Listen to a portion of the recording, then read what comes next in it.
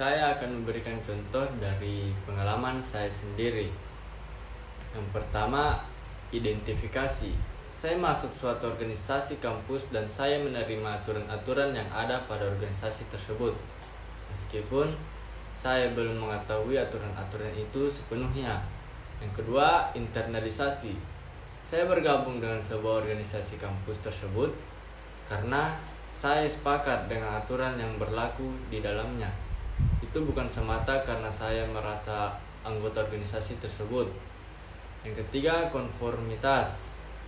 Di sini setelah saya masuk pada sebuah organisasi kampus tersebut, perubahan yang terjadi terhadap saya adalah perubahan yang mengarah ke yang lebih baik. Dengan adanya tekanan dari organisasi, saya lebih mudah berbicara di depan umum.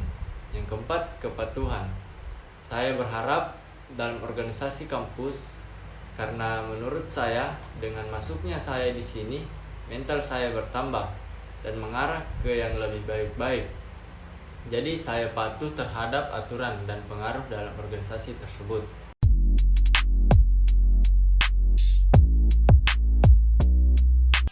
Di sini saya akan memberikan contoh pengaruh normatif dan pengaruh informasional dalam pengalaman saya pribadi.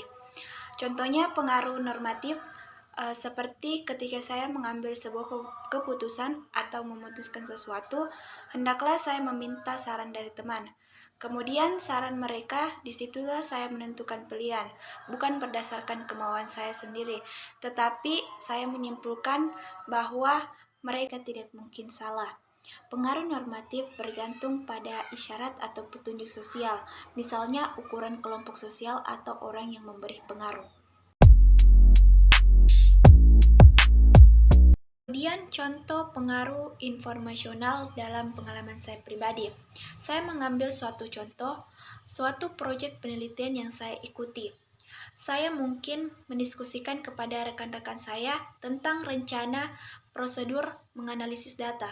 Kemudian rekan-rekan saya menyarankan prosedur yang lebih efisien dan saya rasa mungkin saran mereka sudah tepat.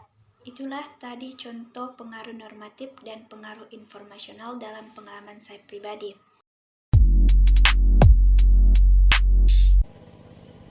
Nah, baik. Di sini saya akan memberikan contoh kasus dampak kekuasaan powerless maupun powerful. Nah, untuk contoh kasus dampak kekuasaan powerless, mungkin contoh kecilnya saja di beberapa kawasan kampus ada seorang senior atau sebagian senior yang aktif di berbagai organisasi baik itu dalam kampus maupun luar kampus, serta banyak dikenal oleh dosen-dosen. Nah, otomatis kepercayaan diri serta kekuasaan yang dimilikinya banyak dan semakin bertambah. Dan tak bisa dipungkiri pula ada sebagian yang menyalahgunakan kekuasaan yang mereka miliki untuk adik-adik seniornya yang tidak memiliki cukup kekuasaan atau bisa dikatakan yang tidak berdaya. Nah, dampaknya jika sudah seperti ini, seorang senior yang memiliki kekuasaan tadi akan seenaknya kepada juniornya. Misalnya, ada seorang senior yang menawar mata kuliah semester bawah. Setelah itu ada tugas yang diberikan oleh dosen. Dia serahkan saja kepada junior yang tidak berdaya.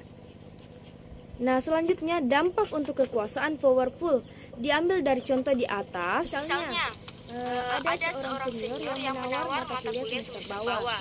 Setelah itu ada tugas yang diberikan oleh dosen. Dia serahkan saja kepada junior yang tidak berdaya. Nah, jika seorang sama-sama memiliki kekuasaan yang kuat, maka tidak akan terjadi sebuah ketidakadilan.